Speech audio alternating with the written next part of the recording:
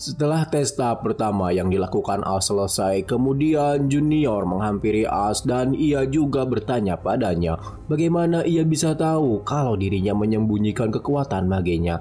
Bahkan neneknya sendiri pun tidak mengetahuinya. As selalu hanya menjawab jika nalurinya berkata demikian. Padahal As bisa tahu dari sistem miliknya. Karena sudah begitu, As pun meminta Junior untuk jujur saja mengenai kekuatannya agar dia bisa membayar upah Junior dengan pantas sesuai kekuatan yang ia miliki. Sebenarnya As sudah tahu dengan hanya melihat status sistem milik Junior, tapi ia hanya heran kenapa Junior ini masih saja menyembunyikan kekuatannya yang lain. Setelah menulis beberapa perjanjian kontrak, Junior kembali menegaskan jika saat masa latihan dirinya akan dibayar per minggu dan setelahnya ia akan menerima gaji ke-11 di awal bulan. Melihat hal ini, As hanya bisa tersenyum karena Junior memang mirip dengan neneknya. Ia juga mengeluh jika setiap mage baru muncul maka uangnya juga akan ikut lenyap. Setelah urusan kontrak selesai, As selalu bertanya pada Junior apakah ia sudah pernah menembak seseorang dengan magic. Junior sedikit kaget mendengarnya. As bertanya hal ini bukanlah tanpa alasan karena mereka akan berada di garis depan untuk melawan monster dan kedepannya mereka akan melawan manusia. Karena musuh mereka kali ini berasal dari Nightcrawler yang menduduki base camp yang membuat mereka harus duel bersama manusia. Junior kembali meyakinkan As jika memang dirinya dilatih untuk membunuh walaupun dia sedikit kaget karena pekerjaan pertamanya adalah membunuh manusia. Dan karena hal inilah As menjadi semakin sadar jika dunia yang benar-benar kejam ini sangat berbeda dengan dunia miliknya. Walaupun tak semua orang mampu membunuh, tapi ia tetap harus melakukannya agar mencapai true ending dan melindungi rakyatnya agar bisa membuka jalan melindungi dirinya sendiri pastinya. Kemudian As menjelaskan secara singkat kepada Junior Nightcrawler. Ia meminta agar Junior siaga karena ia khawatir karena sebelumnya mage musuh dapat menyerang neneknya hingga tak berdaya. Hal ini disayangkan oleh Junior karena jika ia berada di sana sudah pasti ia bisa menghabisi semua musuh yang ada. Ia pun bertekad akan membalaskan dendam neneknya. As pun menanti janji Junior dengan yakin. Di keesokan harinya, di area 3 North Castle, As mengeksplorasi area di sana untuk menguji Junior. Ia pun melihat tidak ada kelemahan dari skill Junior. Setelah selesai, As pun berkata jika Junior cocok digunakan sebagai mage penyerang. Walaupun daya rusaknya tidak sehebat Jupiter, tapi ia mampu mengendalikan kekuatannya dengan bagus dan memiliki banyak elemen. Selanjutnya, As akan melihat gol yang ada di sana sesuai dengan tuannya. Para gol ini mempunyai traits yang berbeda. Ia pun melihat salah satu gol yang memiliki trait freezing. Ia menduga hanya ada satu vampir yang memiliki trait ini, yakni Celendion. Dan tidak salah lagi, Raja Vampirlah yang akan maju kali ini. Lalu, salah satu tim datang dan mengabarkan jika ia telah selesai menganalisa topografi wilayah ini dan berkata jika sepertinya rencana tuannya mungkin akan berhasil. Karena semua tujuannya sudah terpenuhi, As pun membawa timnya untuk segera kembali. Mereka terpaksa harus lewat pintu keluar area 3 karena base camp tidak bisa digunakan. Saat semua sudah masuk pintu, terlihat Junior di belakang batuk darah. Apakah ia sakit? 5 hari kemudian, para tim As datang mengunjungi workshop sang alkemis. Mereka takjub melihat tangan palsu tersebut bisa berfungsi dengan baik. Saat akan membayar biayanya, ia menolak karena mereka sudah menyelamatkannya. Setelah itu, karena akan menemui pertempuran besar-besaran, maka As pun menyuruh semua pasukannya untuk berkumpul di Manor Crossroad nanti malam dan menyuruh mereka untuk beristirahat terlebih dahulu. Mereka pun mengerti dan sebelum pergi, Gadahen melihat workshopnya sekali lagi dan kembali ke kuil. Kemudian As memperkenalkan Junior kepada Lily yang merupakan senior mage di sana. Karena kedepannya mereka akan menjadi duo mage, maka ia berharap mereka bisa bekerja sama. Lily juga meminta As yang tak perlu segan kepadanya jika harus memanggilnya ke garis depan karena ia siap kapanpun. As pun mengiyakan walaupun sebenarnya ia tidak tega pada Lily. Dan akhirnya As mengajak semuanya berkumpul dan mulai bersiap untuk pertempuran. Ia pun sudah tidak sabar untuk merebut base camp kembali. Saat mereka akan keluar, Jupiter mencegah mereka dengan tubuh yang banyak perban. Ia meminta As untuk membawanya saja di pertempuran kali ini dan memohon untuk tidak membawa cucunya. Jupiter yang terluka karena musuh berkata akan membalas dendamnya sendiri. Jadi ia memohon agar jangan bawa cucunya dalam pertempuran kali ini. As pun menenangkannya dengan berkata jika si nenek belum pulih sepenuhnya. Nenek itu pun emosi dan hampir memberitahu alasannya bisa terjun ke dunia seperti ini. Tapi Junior langsung berkata jika ia sudah terikat kontrak dengan Yang Mulia As dan hari ini adalah hari pelaksanaan misi. Ia pun menyuruh neneknya kembali beristirahat di kuil. Tapi Jupiter masih saja tetap ingin ikut agar bisa menggantikan cucunya jika nanti ia sudah sembuh dan lebih kuat lagi. Melihat Jupiter yang masih ngotot ingin ikut, As pun bertanya apa yang sebenarnya ia inginkan. Ternyata Jupiter ini menginginkan pertandingan sparring dengan cucunya. Lucas selalu membawa Yang Mulia untuk menepi karena mereka akan segera memulai pertandingan untuk menentukan siapa yang lebih kuat untuk pergi bersama As. Junior menanyakan kepada neneknya sekali lagi apakah mereka perlu melakukan hal ini. Jupiter tetap bersikeras kepala. Jupiter tetap keras kepala dan ingin melanjutkan pertandingan karena dia tidak ingin cucunya pergi. Junior pun mau tidak mau menunjukkan skillnya selama ini yang sudah ia sembunyikan di depan neneknya. Jupiter dengan kekuatan magic kuningnya menyerang Junior dan langsung saja Junior membalasnya. Hal ini membuat kekacauan di kebun milik As. Tak butuh waktu lama, Junior dapat langsung mengalahkan sang nenek. Ia pun langsung menyuruh neneknya untuk kembali beristirahat di kuil dan tidak perlu memikirkannya. Sebelum mereka pergi, si nenek menitipkan cucunya kepada Yang Mulia As agar ia bisa menjaganya.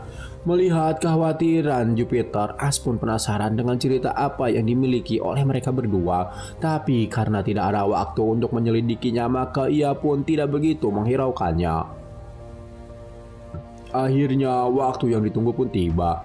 As kini mempunyai 3 party yang sudah dipersiapkan, yakni party utama yang ia pimpin, lalu ada subparty 1 yang dikomandoi oleh Godhead dan subparty 2 yang memiliki squad Dion. Jadi seluruh total orang yang ikut kali ini adalah 15 orang. Ia menyuruh Evalyn untuk memimpin jalannya dan Lucas berada di belakang. Selain itu, dia juga memerintahkan Junior untuk memberikan magic defense kepada mereka sebelum masuk dan selanjutnya ia dan Demian mengikuti dari belakang. Ia juga memberi nasihat kepada Demian jika ia tidak perlu memaksakan diri untuk menembak. Karena ia yakin dengan kemampuan Demian, sang penembak jitu, ia bisa melumpuhkan musuh tanpa membunuh. Dan jalan apapun yang Demian pilih, dia adalah kartu as party milik mereka. Setelah semua persiapan selesai, mereka pun masuk ke dalam pintu gerbang untuk teleport. Sesampainya di sana, mereka sedikit tertegun karena musuh mereka benar-benar hilang. Namun ternyata hal ini adalah kebalikannya. Tanpa mereka sadari, mereka telah dikepung. Musuh yang sombong segera mendekati mereka. As pun terpancing emosi karena ia merasa direndahkan. Ia lalu menjelaskan dirinya adalah pangeran ketiga dari kekaisaran Everblack. Jadi bukankah dia harus berlutut untuk menunjukkan rasa hormat kepadanya?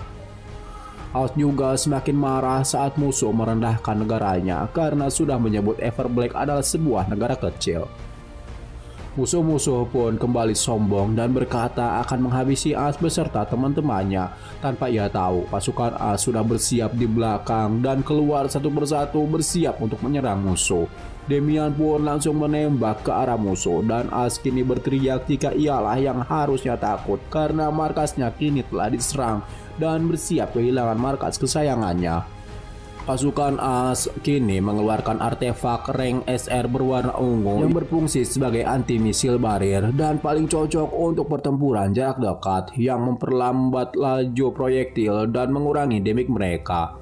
Musuh pun kagum melihat persiapan dari As untuk menantangnya. Tanpa waktu lama, ia pun segera menyerang pasukan As dengan ratusan anak panah. Hal ini tidaklah sulit bagi mereka untuk mengatasinya. Kemudian mage musuh langsung menyerang pasukan As dari kedua sisi. As pun langsung memanggil Junior untuk segera mengatasi mereka. Junior langsung menunjukkan keahliannya dengan menyerang mereka. Satu mage bisa dengan mudah ia kalahkan dengan magicnya. Dan untuk mage satunya lagi, karena elemen yang digunakan sama, maka Junior sedikit kesulitan. Tapi untungnya Demian langsung menembak mage musuh untuk membantu Junior. Karena diserang dari kedua sisi, mage musuh pun akhirnya tumbang oleh serangan mereka berdua. Junior pun berterima kasih akan bantuannya. Setelah kedua kubu saling terlibat penyerangan, tiba-tiba sebuah kesunyian menyelimuti pasukan mereka. Musuh memuji pasukannya yang ternyata sudah melampaui ekspektasinya. Lalu ia bercerita, selagi ia melakukan hal menyebalkan di dasar neraka ini, ia juga sering bertemu dengan orang-orang berbakat seperti As. Tapi di satu sisi ia juga prihatin karena ia penasaran bagaimana situasi mereka ketika bertemu saat mereka bukan musuh seperti nongkrong bareng. As pun menjawab jika ia mau menghentikan serangannya maka ia bisa saja memikirkan hal ini.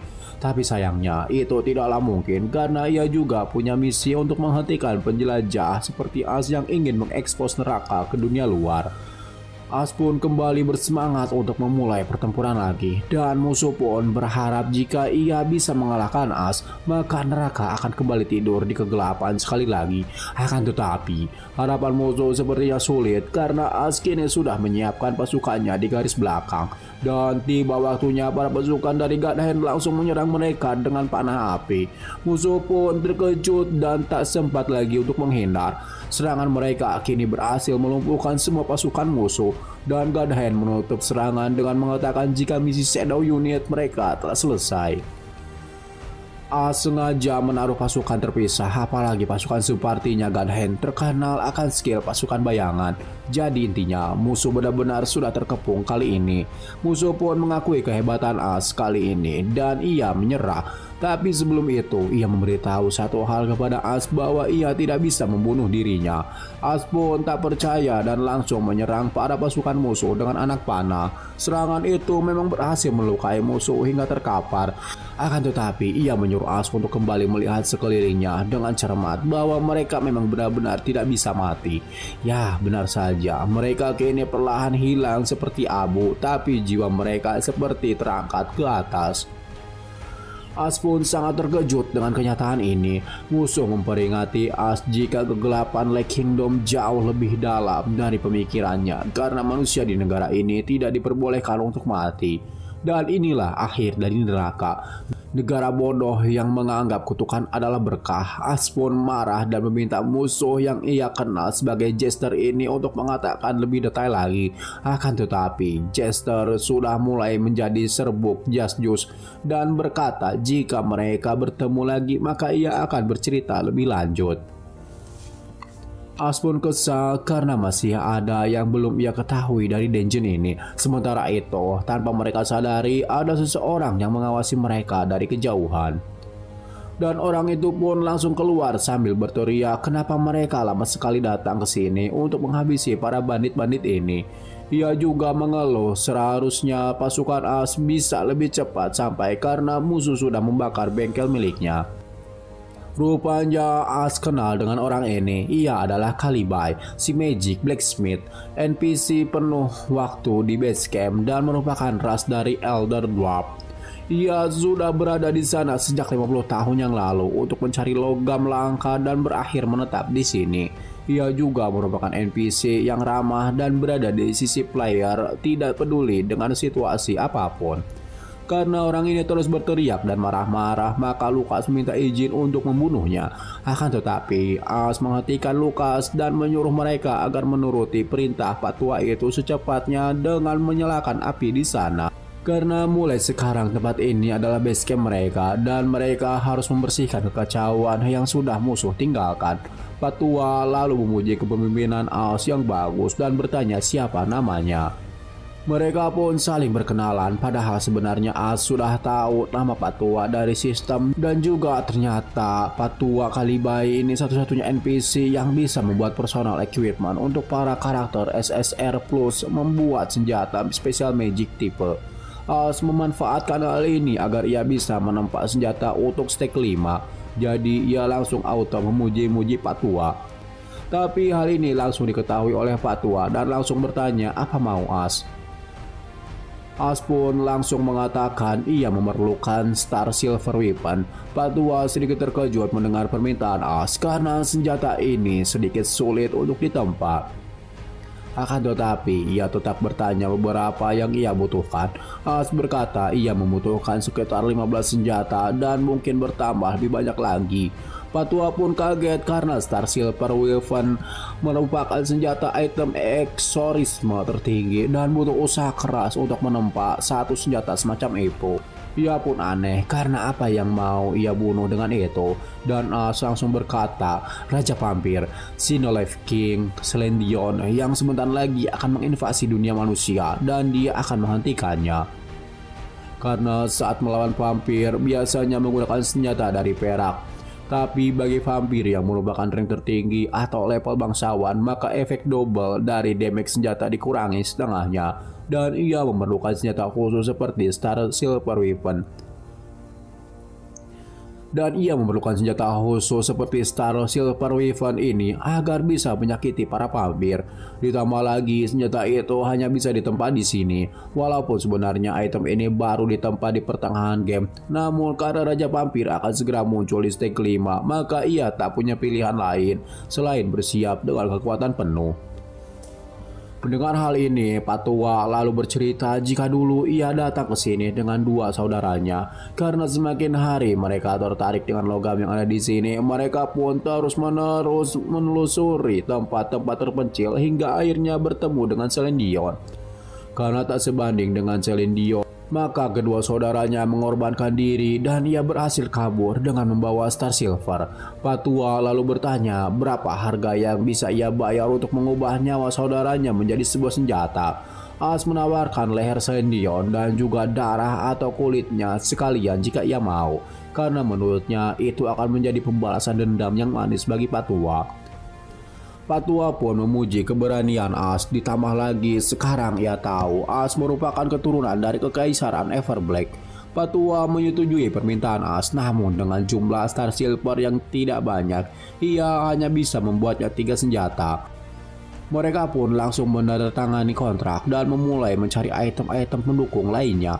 Patua juga memberitahu jika tidak ada tempat seaman di dungeon seperti ini. Tapi karena masih penasaran, As pun bertanya mengapa para musuh yang ia kalahkan tadi berubah jadi serbuk sari.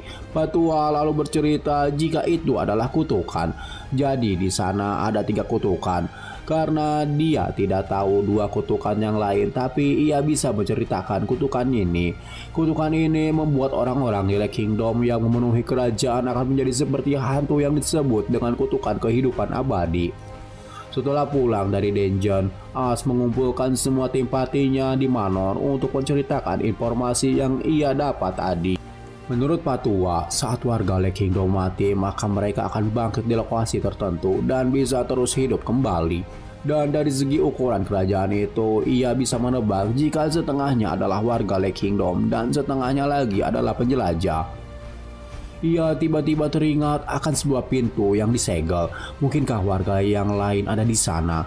Mendengar penjelasan As, mereka kini sibuk dengan membicarakan kehidupan abadi. Karena tak mau semua semakin jauh dalam pembicaraan, maka As pun menyuruh mereka untuk beristirahat pulang setelah makan. Setelah semua orang pergi, As melihat Junior yang sepertinya sedikit aneh. Ia mendekat dan bertanya, namun tiba-tiba Junior jatuh di pelukan As dan membuat mereka kaget. Melihat hal ini, level kepedean As meningkat pesat yang mengira Junior menyukainya. Lalu mereka pun langsung menanyakan apa yang terjadi pada Junior. Junior mencoba menjelaskan tentang kondisi badannya yang tidak enak. Namun hal ini tidak didengar mereka dan ia disudutkan oleh Lucas dan temannya. Akan tetapi Damian terlihat khawatir dan langsung menawarkan healing magic kepada Junior. Junior pun berkata ia baik-baik saja dan langsung kabur menghindari mereka. As pun memarahi mereka yang tidak peduli pada Junior yang sakit. Meskipun maksud mereka baik karena takut yang mulia mereka dikhianati oleh Junior.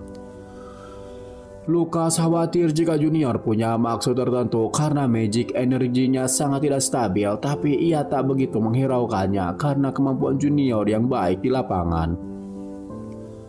Damian lalu membela Junior karena menurutnya ia benar-benar sakit, apalagi setiap menggunakan magic Junior harus menghisap pipa herbal yang isinya perada nyeri. As pun langsung penasaran kenapa para mage sepertinya merasakan sakit tertentu.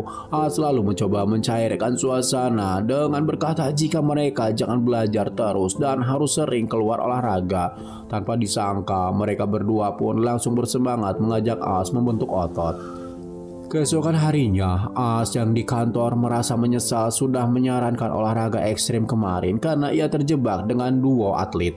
Kemudian anak buah As masuk dan memberitahu jika utusan yang mereka kirim telah kembali dan tak ada tanggapan mengenai bala bantuan yang mereka minta.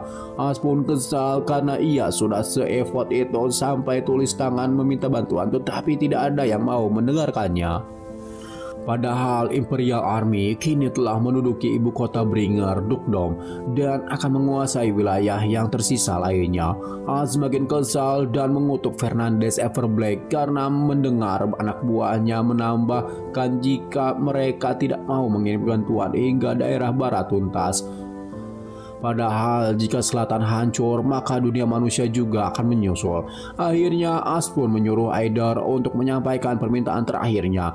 Jika mereka benar-benar tidak mau juga, maka bersiaplah dengan apa yang akan dilakukan pangeran muda mereka ini. Aider hanya bisa ketakutan melihat tuannya yang sedang marah. As pun kembali ke base camp bersama anak buahnya. Mereka memperhatikan sekeliling. Walaupun tidak ada musuh, tapi mereka masih harus tetap berhati-hati. Patua lalu menyapa mereka sambil berteriak jika para musuh kemarin tidak akan muncul lagi dan mengeluh jika mereka sudah lama tidak datang ke sini. As pun merasa ini tidak mungkin mendengar musuh tidak akan kembali karena mereka berjumlah banyak dan kuat. Tapi ia senang melihat Patua seperti merindukan keluarganya. Lalu tiba-tiba ada yang berteriak jika nenek Kating Koko sudah kembali. Mereka langsung melihat ke arah suara dan memang benar saja nenek itu sudah kembali. Sang nenek pun langsung menuju ke arah mereka dan bertanya apa mereka pemula. Ia memperkenalkan diri sebagai nenek Kating Koko dan akan membantu mereka. Melihat Lucas dan Evelyn yang kurus, nenek lalu menawarkan 9 buatannya yang mengerikan untuk mereka makan. Ya, dia adalah nenek dengan kekuatan mage spesial yang bisa memotong ruang atau dikenal sebagai teleportation. Dan semua gerbang teleport yang ada di dungeon ini adalah buatan si nenek ini. Si nenek pun memberitahu jika dia sudah memperbaiki infrastruktur teleportasi agar Jester dan anak buahnya tidak bisa masuk ke sini lagi. Rupanya yang ia pasang tadi adalah barrier stone untuk menghalangi mereka masuk. As pun bersyukur akan hal ini. Tapi ia masih harus berhati-hati karena musuh yang lain masih bisa masuk ke tempat ini. Nenek pun masih melanjutkan acara cekok jeli pada 2 bocah di depannya. Kemudian Patua merasa takjub dengan As yang bisa mengumpulkan material menempa Star Silver Weapon dalam waktu sehari. Ternyata As membeli sebagian material di toko Blacksmith Crossroad untuk mempersingkat waktu dan menaikkan level Patua. Dan untuk material lainnya ia sendiri yang akan mencari. Patua pun senang mendapatkan material ini walaupun berusaha menyembunyikan kebahagiaannya karena hadiah logam tambahan dunia luar dari As. Kini tersisa 2 material lagi, yakni Mana Core berlevel tinggi dan Dark Crystal serta Special Grade. Patua ragu As bisa dapat material lainnya dengan mudah. Namun As meyakinkannya dan menyuruhnya untuk bersiap dengan Forget yang baru. As sangat yakin akan hal ini karena Koko sekarang telah kembali. Jadi hal ini tidaklah terlalu sulit baginya. As lalu menghampiri Nyonya Koko yang masih menyiksa Lucas dan Evelyn dengan jeli absurd itu. Ia lalu bertanya apakah Nyonya Koko bisa membantunya untuk membuka pintu dengan kunci yang ia miliki. Nyonya Koko terlihat senang karena ini merupakan Golden Room Key. Tanpa waktu lama, Nyonya Koko langsung membawa kunci tersebut dan membuka pintu di hadapannya. Semua room yang dibuka kunci ini adalah event yang hanya bisa dimasuki sekali saja, dan jika beruntung, salah satu di antaranya adalah Golden Room, yakni dungeon bonus yang berisi item-item level tinggi. As selalu membawa Lucas, Evelyn, dan memanggil Damian untuk ikut dalam perjalanan kali ini. As memutuskan untuk tidak memberitahu Junior alias Juju karena trade magicnya. Selain itu, perjalanan kali ini mereka tidak memerlukan mage. Sebelum pergi, Lucas bertanya karung-karung yang mereka bawa, dan seharusnya mereka juga membawa senjata karena takut di sana akan ada bahaya. As pun hanya tersenyum dan menyuruh mereka tidak perlu mengkhawatirkan hal itu karena sepulangnya dari sini mereka akan kesusahan membawa beban yang penuh, dan perjalanan pun dimulai. Mereka pun langsung sampai di Golden Room Event Dungeon.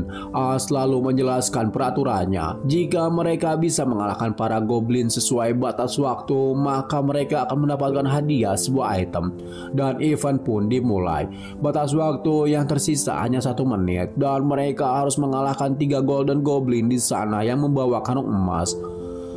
Karena mereka sangat lincah dan kokoh, makanya As pun membawa sang penembak jitu, Damian. Tak diragukan lagi, kemampuan Damian memudahkan mereka dalam menembak para goblin.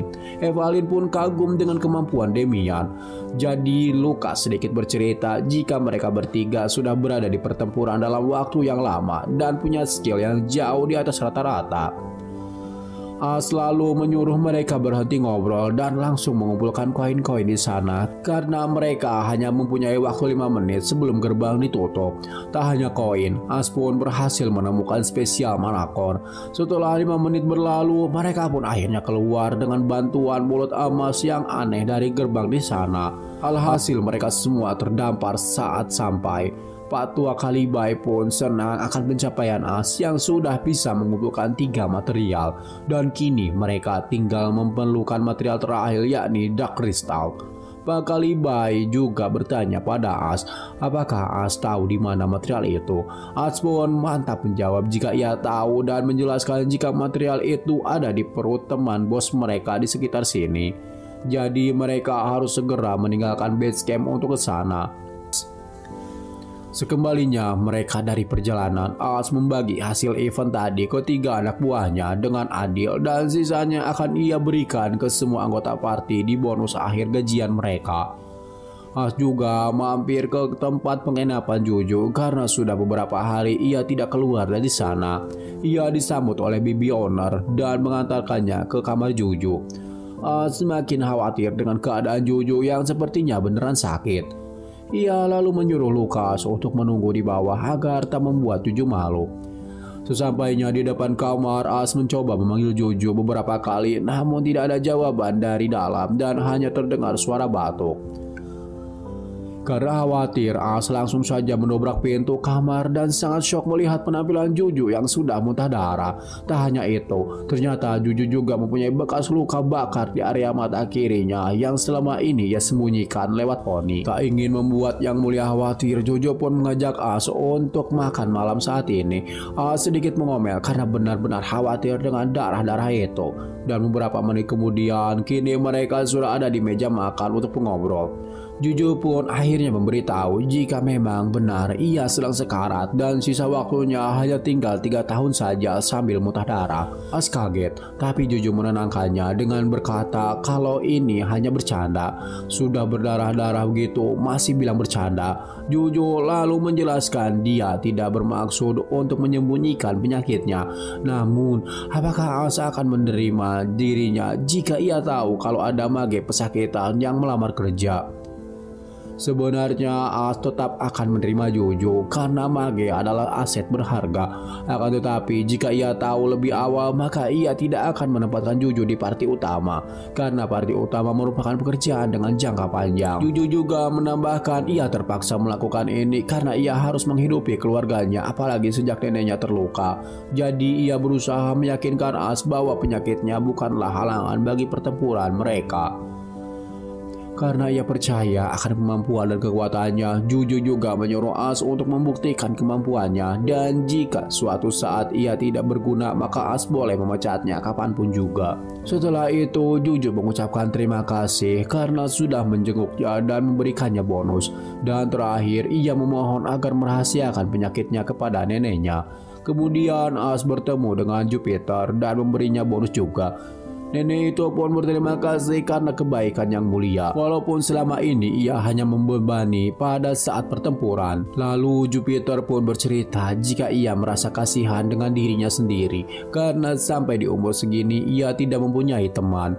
Jupiter lanjut bercerita tentang 15 tahun yang lalu saat ia pertama kali bertemu dengan Jojo, hal yang tidak bisa ia lupakan seumur hidup.